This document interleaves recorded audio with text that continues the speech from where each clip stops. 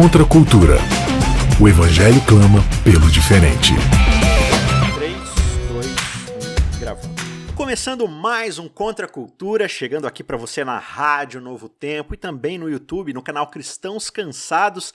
É uma alegria receber você aqui. Eu sou Isaac Rezende e nós estamos aqui em mais uma temporada. Estamos agora no 8º episódio para falar mais uma vez sobre esse tema que tem guiado toda a discussão, né, desses 3 meses dessa temporada, que é a educação e a redenção. Qual que é o papel, então, da educação na redenção do ser humano? A gente vai conversar um pouco sobre esse assunto agora, e comigo, para ajudar a gente a desenvolver esse tema, mais uma vez, voltando, Jarson Araújo. Tudo bom, Jarson? Tudo tranquilo, muito bom estar aí com vocês outra vez. Valeu por retornar. E novamente com a gente também, ele já fazia um tempinho que ele estava aqui, mas está de volta, Jader Silveira. E aí, Jader, beleza? Beleza, Isaac, tudo bem, Jarson? Prazer estar aqui com vocês. E antes da gente começar, eu quero lembrar você para entrar lá no YouTube, youtube.com/cristãos cansados. Assine lá o nosso conteúdo, se inscreva, marque as notificações, porque a gente tem postado conteúdo quase que diário lá, palestras, comentários extras da lição, da reflexão aqui da temporada que a gente vem discutindo. Então, tem conteúdo que você só vai encontrar por lá ou assinando o nosso podcast também aí no seu Android ou no seu smartphone da Apple, enfim. Beleza? Eu te espero lá, vai ser um prazer receber você pra gente continuar conversando, tá bom? Então, educação e redenção. Quando a gente fala da ideia da redenção, a gente fala de algo que se perdeu, algo que foi desviado, talvez, né? E que precisa ser redimido. E quando a gente lê a história bíblica, a narrativa bíblica, né? A gente já frisou várias e várias vezes aqui nesse programa que a Bíblia ela é mais do que simplesmente um livro de diretrizes, de regras, né? De leis. Ela é uma grande narrativa. De Gênesis a Apocalipse você tem um fio condutor ali, que é justamente aquilo que a gente pode chamar de história da redenção. E por trás dessa história da redenção, a gente tem uma espécie de grande conflito, ou seja, existe de fato uma batalha de ideias acontecendo, né? Desde o início, Deus cria o mundo, estabelece a realidade de acordo com o seu caráter, com a lei de quem ele é, né? E em cima disso, ele opera todo o universo dentro da ordem, dentro daquilo que é maravilhoso, que ele chama de bom. E aí vem um inimigo de Deus, alguém que foi criado para ser um desses seres que vão viver debaixo da boa criação de Deus, mas por alguma razão ele se desvirtua e em seu coração cresce um corrompimento, um mistério da iniquidade, e ele acaba querendo seguir o seu próprio caminho e não aceita a vontade de Deus para o universo e começa a querer colocar sua própria vontade e fazer do seu próprio jeito. E em cima disso você surge com essa nova linha de pensamento. A ideia de que a gente tem que ser individualista, com que a gente tem que pensar na gente mesmo, colocar o nosso próprio eu acima da vontade de Deus. E esse ser ele consegue infectar o planeta Terra, o planeta que Deus cria com a humanidade, colocar na cabeça da humanidade essa ideia. E aí você tem a queda no Éden, que a gente tantas vezes já falou aqui nessa temporada. E quando a gente vai lendo essa narrativa bíblica, a gente tem várias figuras de linguagem que os autores bíblicos vão utilizar para fazer a gente entender essa relação de Deus com o seu povo, com a sua criação. Você tem, às vezes, falando do pai e do filho, né? Deus como pai, os seres humanos como seus filhos, suas criaturas. Você tem ali o esposo com a esposa, uma esposa que sai de perto do seu marido e o esposo agora vai redimi-la, né? Como você tem lá essa figura muito forte presente lá no livro de Oséias.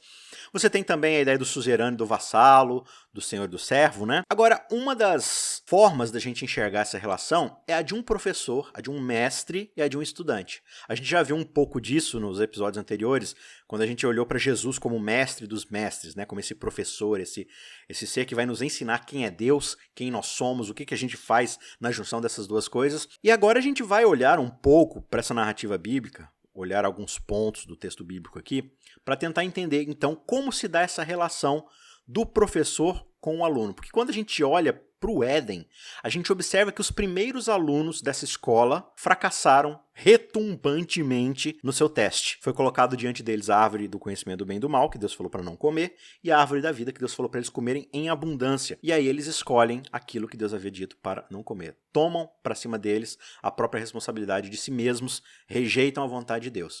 E aí agora a gente tem todo o caos que vai imperar na Terra por causa dessa escolha, né? Por causa dessa nova forma de pensamento importada justamente daquele ser que se rebelou um dia. Então a gente vai conversar um pouco sobre esse assunto aí. Jarson, você é professor na escola adventista, correto? Você dá aula de matemática. Isso aí. Como é que você encara essa possibilidade de que você está diante de várias mentes de várias cabeças, da formação não só de conhecimento, mas também do caráter dos alunos que passam pelo seu conhecimento. Qual é o desafio que você encontra de associar, por exemplo, uma matéria como matemática, que não tem nada a ver com a Bíblia, que não tem nada a ver com o cristianismo, com religião, com espiritualidade, entre aspas? Como é que você encara essa missão aí de um professor, de uma matéria que a gente poderia chamar de secular, de mundana? Como é que você passa isso para os seus alunos dentro dessa ideia de educação e redenção? Bom, sempre importante, e eu sempre lembro isso para os alunos, né, até como uma forma de motivá-los a aprender e a estudar matemática, que a matemática, assim como todas as outras coisas, também é fruto das mãos, ou pelo menos fruto da mente de Deus. Existe uma controvérsia filosófica aí se os números, as expressões e etc. existem desde sempre ou se são uma criação de Deus. Mas controvérsias à parte, eu sempre ensino que a origem dessas coisas, o fundamento delas está em Deus. Então quando a gente investiga mais da matemática, nós estamos aprendendo mais sobre o modo como Deus escolheu para escrever o mundo, a linguagem que ele utilizou para escrever a nossa realidade física. E é muito importante a gente lembrar, pelo menos como professor, quando você lida com alunos, né, com instrução, com moldar o caráter, que as pessoas elas têm ritmos diferentes, elas têm personalidades diferentes. E eu acredito que o próprio Deus leva tudo isso em conta quando ele lida conosco, né? Ele sabe que Jason tem uma personalidade específica, Isaac e Jader têm outras, 2 personalidades diferentes. Então o modo como ele nos ensina, como ele nos redime, embora seja fundamentado na mesma obra, segue por caminhos diferentes. A providência de Deus, como diz lá em Romanos 8, né, faz com que todas as coisas cooperem para o bem daqueles que amam a Deus, né, para que eles sejam moldados, conformados com a imagem do seu Filho, como diz o verso seguinte. E isso acontece de um modo diferente na vida de todas as pessoas. Então, Deus, como um grande mestre, aí, tem esse enorme tato de ensinar para cada um de um modo diferente, como um bom professor faz. Agora, Jader, você é pastor de formação, né, especificamente, e você desenvolve seu ministério aí em Goiânia, e o seu papel é cuidar daquilo que a gente chama de escola bíblica, né? Isso. De lidar com os alunos que vão estudar especificamente aquele conteúdo bíblico, aquilo que a gente chama de estudo bíblico ou estudo da Bíblia, para a sua formação e preparação para o batismo e desenvolvimento do discipulado ali também, né? Sim. Estando diretamente com esse conteúdo bíblico aí, qual tem sido o seu desafio? Qual é a abordagem que você acha interessante dar? O que você acha importante de se ressaltar na formação da mente dessas pessoas que estão, assim, trocando uma cosmovisão completamente, né, mundana por um novo tipo de enxergar o mundo, que vai influenciar todas as áreas da vida dele, mas que parte de um pressuposto, né? Um dos pontos principais é sempre o ponto que eu abordo com todas as pessoas que estão querendo estudar a Bíblia e conhecer mais, é mostrar uma verdadeira imagem de quem Deus é. Toda a nossa história bíblica, a partir de Gênesis 3, com a queda do homem, Deus ele é pintado no mundo, a imagem de Deus é feita no mundo de uma maneira distorcida. E é justamente por causa dessa imagem que há uma má educação, há um má desenvolvimento, há uma má formação do aluno, e muitas pessoas têm sido levadas a cometer erros fatais devido a essa imagem distorcida que foi apresentada de Deus para elas. O princípio da educação cristã é apresentar para o aluno qual é a origem dele, segundo a concepção bíblica, e qual é a verdadeira natureza de Deus. E é a partir desse entendimento que o aluno está preparado para uma educação cristã, para ser redimido, como foi falado aqui no começo. A gente tem um texto clássico na Bíblia, que está lá em Oséias, no capítulo 4, verso 6, que é: o meu povo perece por falta de conhecimento. Esse verso ele já foi usado à torta e à direita para falar de tudo quanto é teoria da conspiração, né? Não, o problema da igreja hoje está se perdendo porque elas não sabem as coisas, como, por exemplo, esse conhecimento aqui que eu tenho sobre as mensagens subliminares, sobre Hollywood, sobre a nova era, sobre o Papa, sobre terra plana, sobre antivacina. Tem alguma verdade oculta aqui que a igreja está sendo destruída porque ela não tem esse conhecimento. E diz lá que o povo rejeitou esse conhecimento. Agora é interessante porque quando você volta para o começo do capítulo e lê tudo dentro do seu contexto, Deus diz que tem uma acusação contra Israel, porque eles não detêm mais o conhecimento de Deus. Um dos grandes problemas ali é justamente esse. E aí a gente vai lá para Isaías no capítulo 11, aquele verso clássico, aquele texto clássico ali do ministério do Messias, né? E o verso 9 diz que por causa do ministério desse ramo de Jessé, rebento do tronco de Jessé ali, né? Você tem essa descrição de que a terra se encherá com o conhecimento do Senhor, como as águas cobrem o mar. né? É uma coisa linda, assim, fantástica. Jesus, ele vai revelar esse conhecimento de Deus de uma forma tão abundante que vai ficar nítido para as pessoas. E aí o Jader falou isso, né? Como é que é importante, assim, a primeira coisa, a mais importante que a gente tem que ter é a compreensão de quem é Deus. Isso que acho que foi corrompido nesse grande conflito. E eu acho que quando a gente olha para esses testes ao longo da Bíblia, que o ser humano vai falhando miseravelmente, acho que é justamente por causa dessa falta de compreensão de quem é Deus, né? Sem dúvida. Você citou, por exemplo, Isaías 11, né? A mesma coisa que acontece em Oséias, acontece em Isaías também. Lá no capítulo 1, Deus critica o povo porque neles não há conhecimento de Deus. Então, a mesma coisa que faltava na época de Oséias, pós-exílico, né? Faltava também na época de Isaías, pré-exílico. Não havia conhecimento de Deus entre o povo. E uma das promessas da nova aliança, entre essas que você leu do Messias, né? De que a terra se encherá do conhecimento do Senhor, é uma das que está lá em Jeremias 31. Essa é uma das promessas que me deixa mais empolgado, é uma das mais bonitas e emocionantes, né? Quando o profeta diz que o conhecimento do Senhor se tornará tão abundante que um irmão não precisará perguntar a outro sobre quem é o Senhor. Nenhum precisará dizer ao outro, conhece o Senhor, porque todos me conhecerão igualmente. Claro que o ápice dessa promessa só vai se cumprir no céu, né? Quando todos os redimidos estiverem reunidos ali, ninguém vai precisar ensinar para o outro quem é o Senhor, porque só estarão ali os que conhecem de fato o Senhor. Então, o conhecimento de Deus é a atividade central do ministério de redenção ao longo da história. Não somente de Cristo como mestre encarnado, mas de todos os profetas do Antigo Testamento. O objetivo deles era transmitir conhecimento de Deus. Agora, temos que ter em mente o seguinte: quando a Escritura fala de conhecimento de Deus, ela fala primariamente em um sentido relacional, é no sentido de manter um contato direto e íntimo com o Criador, e não somente de saber que Ele existe. O conhecimento de Deus aqui consiste, então, numa relação. Obviamente, quando nos relacionamos com alguém, o conhecimento factual ou intelectual está pressuposto aí, né? Foi até uma das coisas que a gente comentou no episódio anterior, que é impossível você se relacionar com uma pessoa se você não conhece, no mínimo, informações sobre ela. Quem ela é, o que ela gosta, o que ela não gosta, com quem ela se relacionou no passado, quais são os planos dela para amanhã. Quando você se relaciona com alguém, inevitavelmente esse tipo de conhecimento é explorado. Para haver relacionamento genuíno com Deus, deve haver também conhecimento a respeito de sua pessoa, ou de suas pessoas, né? Já que acreditamos que Deus é uma trindade. E esse conhecimento é a principal atividade de Deus na história da redenção, é nos ensinar sobre ele, para nos relacionarmos com ele. Aproveitando a linguagem escolar que a gente está utilizando, né, João ele menciona a característica dos discípulos, né, dos alunos de Cristo. Vocês são meus discípulos se vocês permanecem na minha palavra, se vocês amam uns aos outros. É muito difícil para um professor que tem como objetivo querer que o seu aluno passe numa boa faculdade, que ele tenha uma boa carreira, se ele só quer transmitir informação para o aluno e não desenvolver nenhum tipo de relacionamento com ele, né? Como que o aluno vai adquirir confiança, como que o aluno vai expor dúvidas, né? Muitas vezes na sala a gente sabe que tem aluno que tem medo de expor dúvida, por medo de ser ridicularizado. A gente também tem aquele aluno que acha que sabe mais que o professor, né? Que a gente viu que foi o erro de Adão e Eva, confiaram mais em si mesmo do que no professor. E essa parte relacional é o que dá ao aluno a expectativa de querer ser como o professor, de querer ser melhor do que ele é. Tanto que o ministério de Cristo, assim, ele tem um papel redentivo e é o papel supremo, mas ele também vem demonstrar, através do relacionamento com a humanidade, tipo, qual que é o nosso propósito, né? Pra gente olhar para ele como modelo, de fato. É claro que a salvação não vem pela imitação do modelo, vem pelo papel redentivo e sacrificial de Cristo, mas também a gente olha para ele e ouve um Deus falando: esse é o meu filho amado, esse é aquele que eu criei para ser, isso é aquilo que eu esperava da humanidade e a humanidade falhou, né? Então, de fato, esse relacionamento com Deus, essa ideia de conhecimento no decorrer da Bíblia carrega esse papel íntimo, né? Inclusive dentro da própria ideia de conhecedor do bem e do mal.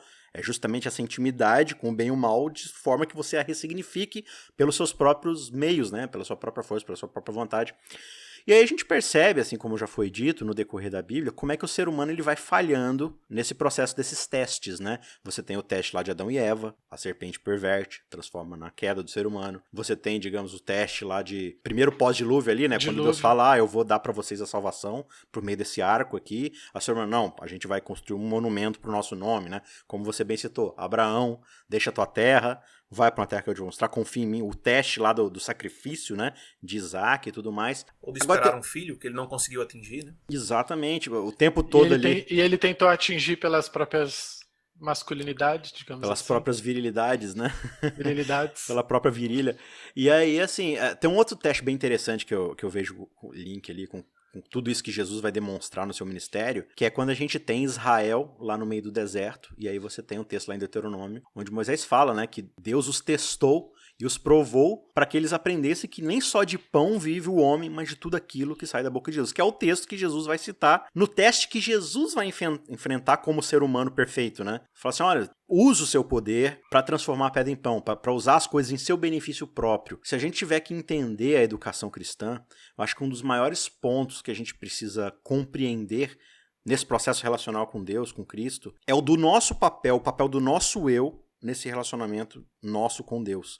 Onde é que fica o eu? Ele precisa ser esmagado, ele precisa ser renegado, ele precisa ser exaltado, orgulhado, né? Porque você vê Cristo o tempo todo, não só ali nas 3 tentações, como você vê ele lá diante do Getsêmani falando, pai, se dependesse de mim, se fosse mesmo o que eu queria, nenhum ser humano quer ter que passar pela cruz, né?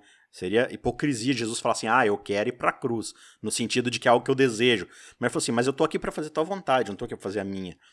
E a gente percebe esse ensinamento de Jesus para os discípulos o tempo todo, da qual os discípulos não entendem, né? Se você vai lá ver, por exemplo, a sessão lá de Marcos 8 até Marcos 10, você vai ver o tempo todo Jesus falando sobre essa renegação do eu, da morte, da cruz, e os discípulos o tempo todo, não estou entendendo nada, Senhor, eu quero...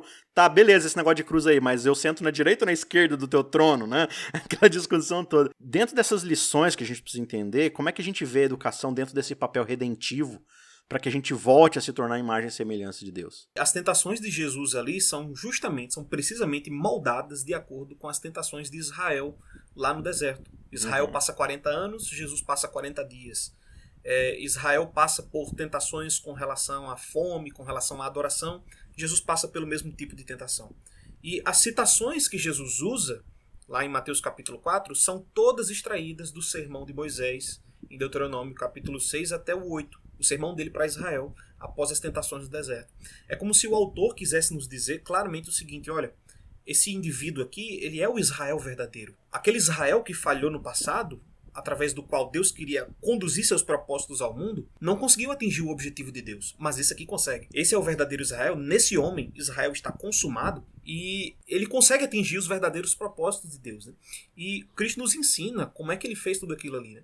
Em primeiro lugar, submissão à palavra. Em segundo lugar, ele foi orientado pelo Espírito durante todas as tentações do deserto. E em terceiro lugar, tudo isso leva a, como você comentou, a uma subjugação do eu. As Escrituras usam a linguagem da aniquilação do eu, né? Eu não sou mais eu, Cristo vive em mim, ou eu morri para o pecado, né? E quando ela usa essa linguagem, o que ela quer dizer é exatamente isso, a submissão do eu a Cristo. Ele deve ser não obliterado, porque você não vai deixar de existir, obviamente, né? Quando você se converte, a sua personalidade ainda existe, mas todos os seus desejos, propósitos, intenções, seus planos mais profundos, eles passam a girar em torno da vontade de Deus, e não dos seus próprios objetivos que você tinha antes. Ô Jário, o Jarcio falou ali sobre essa ideia de Jesus olhando para Deuteronômio, por exemplo, né, para o Antigo Testamento ali. Eu acho interessante porque aquilo que Jesus se alimenta para poder vencer a tentação e fazer a vontade de Deus era uma matéria que estava no quadro negro do povo de Israel, né? Não foi uma nova revelação que Jesus teve exclusividade quando ele desceu à terra, né? O Espírito Santo veio e soprou no ouvido dele uma cola de uma matéria que o professor não tinha dado para a turma de Israel, né? Tava tudo lá. Foi tudo uma lei que tinha sido dada, inclusive que o povo falou em alto e em bom som na classe do Sinai, tudo que o Senhor falou a gente vai fazer. Né? Eles falaram várias e várias vezes. Aí Deus manda trovão, Deus manda fogo, manda barulho e fala assim, vocês têm certeza do que vocês estão falando? Pode jogar no nosso peito que a gente mata e faz o gol. O que o Senhor falou, faremos. Aí você chega lá em Deuteronômio e Deus já fala assim para Moisés, né? Moisés, esse povo falou muito bem aquilo que eu queria ouvir. Pena que o coração deles não acompanha a boca, né? Quem dera eles tivessem tal coração que de fato reverberasse o que eles estão falando. Então, assim, a gente olha para a palavra de Deus, e aí olhando para a nossa realidade hoje, a nossa educação na contemporaneidade, pós-Cristo, pós-redenção ali, a gente ainda tem essa mesma matéria no quadro negro. Paulo vai falar para Timóteo, né? Você tem toda a escritura inspirada por Deus, sendo útil para o ensino e para nos tornar sábios para a salvação em Cristo Jesus. Né? Então você, como um professor de Bíblia aí, como é que a gente faz para aproximar a galera, assim, a nossa juventude hoje, assim, a galera que nos escuta? Sabe, a gente tem muitas vezes uma deficiência de olhar para a palavra de Deus. Hoje tudo é muito encantador, né? Netflix, Amazon Prime, videogame, celular, Instagram, tudo. E a palavra de Deus cada vez mais vai ficando para trás e a gente... Como é que a gente desenvolve esse conhecimento relacional com Deus se a gente rejeita exatamente aquilo que nos aproxima dele, né? Quando Jesus ele veio para esse mundo, ele assumiu uma profissão, né? Ele se identifica como um servo. E a educação cristã, ela fala do seu objetivo sobre desenvolver o caráter que vai preparar essa pessoa para o serviço. Quando você desenvolve uma pessoa para o serviço, você está automaticamente combatendo o egoísmo dela. Ela não vai desenvolver uma vida que assim, não, eu vou consumir esses produtos para mim. Nossa, tá tendo, eu vou comprar essa série, eu vou fazer tais assinaturas. Ela pode até fazer isso, mas ela vai ter em mente que eu estou habilitada nesse mundo para servir. A minha função como um professor de matemática, como um advogado, como um médico, né? Tem um mito, né, de que a gente só pode servir a Deus se você é um ancião, se você é um diácono, se você é um pastor, né, ou um professor de escola sabatina. Mas se você é uma costureira, se você é um marceneiro, um pintor, não tem como você utilizar isso para Cristo. E isso é uma ilusão, né? Até porque tem o exemplo de Priscila e Áquila, que eles fabricavam tendas, e foi por causa desse ofício que Paulo se aproxima deles, porque Paulo também fazia esse ofício, eles começaram a se comunicar, conversar, e eles viram ali que um e outro estavam procurando conhecer a Deus e servir a Deus. Então, acho que uma maneira da gente conectar as pessoas com Deus é mostrando que a habilidade natural que ela tem, o trabalho que ela tem, pode ser usado para servir a Deus aonde ela está. E Deus vai utilizar esse trabalho dela para atrair pessoas em comum na vida dela. Tem um outro ponto bem interessante que a gente ouve reverberando na sociedade, que é esse mito, talvez eu poderia colocar como um mito, assim, de que só a educação pode redimir o ser humano. Mas peraí, vocês não estão falando que exatamente a educação e a redenção andam juntas? Sim, dentro de um ponto de vista cristão, da cosmovisão cristã, sim, desde que seja uma educação cristã.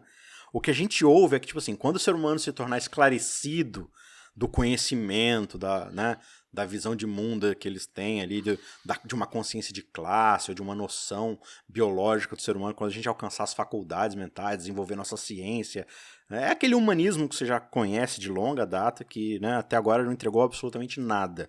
Né? Talvez uma vacina aqui ou uma resolução de guerra ali, mas ainda assim a gente fica revolvendo nos mesmos erros, né? Quando a gente olha para a Bíblia, a gente vê, por exemplo, um homem como Salomão, que tinha vasto conhecimento sobre muita coisa e ainda assim, até onde o seu conhecimento o levou, embora ele fosse um homem sábio, né?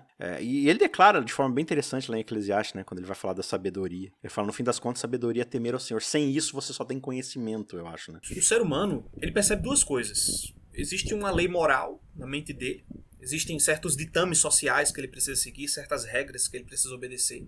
Isso cristãos e não cristãos reconhecem. Uma segunda constatação é que todos os seres humanos reconhecem, pelo menos humildemente, que eles não conseguem atingir essas normas, não conseguem viver de modo perfeito, não conseguem viver de modo ideal. Ou seja, a mera constatação, a mera informação sobre alguma coisa não é capaz de fazer a pessoa viver de acordo com a vontade de Deus.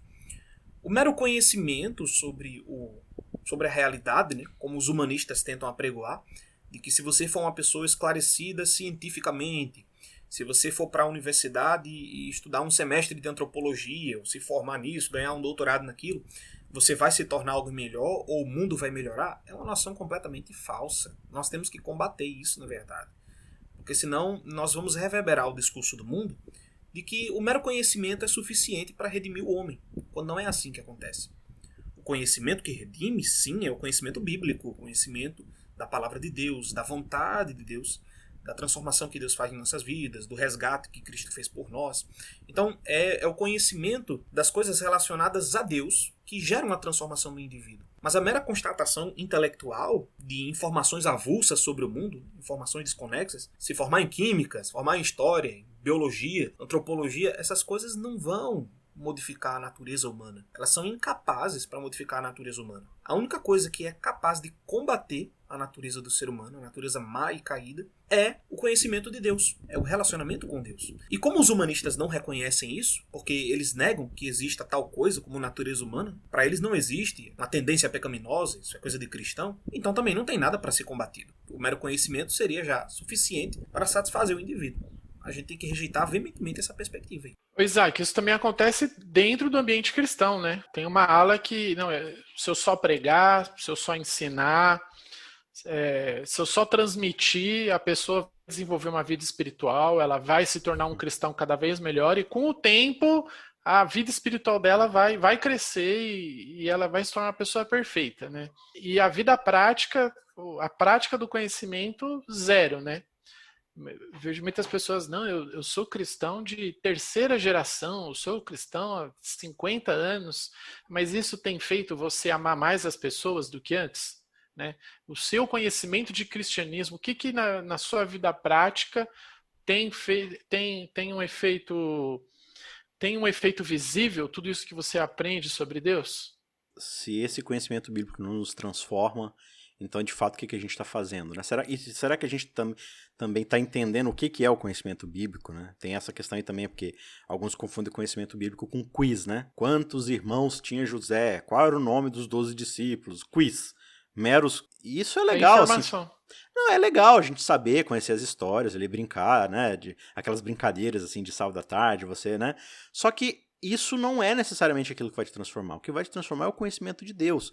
E tudo isso, claro, vai agregar nessa história que a gente enxerga na narrativa bíblica, mas aquilo que é primordial é a gente entender, de fato, o nosso propósito, desde lá de Gênesis, desde a criação, de onde a gente caiu, como a gente se desvirtuou disso tudo, e o que Cristo precisou fazer em vida, em morte, em ressurreição, em papel sacerdotal, tudo isso, e como a gente ama mais a Deus, sabendo disso tudo, e amando mais a Deus, como a gente ama mais o nosso próximo, como a gente redime o nosso próximo, né, com o Espírito Santo, como a gente busca o bem e o favor do nosso próximo. Esse é o nosso desafio, né? E eu espero que você siga crescendo em sabedoria, em graça, né, não só diante de Deus, mas também dos homens, com todo o arcabouço do conhecimento, digamos, humano aqui, todas as matérias, tudo aquilo que a gente precisa conhecer, tudo isso é muito importante para a nossa formação. Só que acima delas, o senhorio de Jesus Cristo é o mais importante de todos, e ele vai colocar tudo dentro da perspectiva correta. Deus te abençoe, a gente se vê na semana que vem. Obrigado, amigos, mais uma vez pela participação de vocês. Um abraço e até a próxima. Tchau, tchau. Contra a cultura. O Evangelho clama pelo diferente.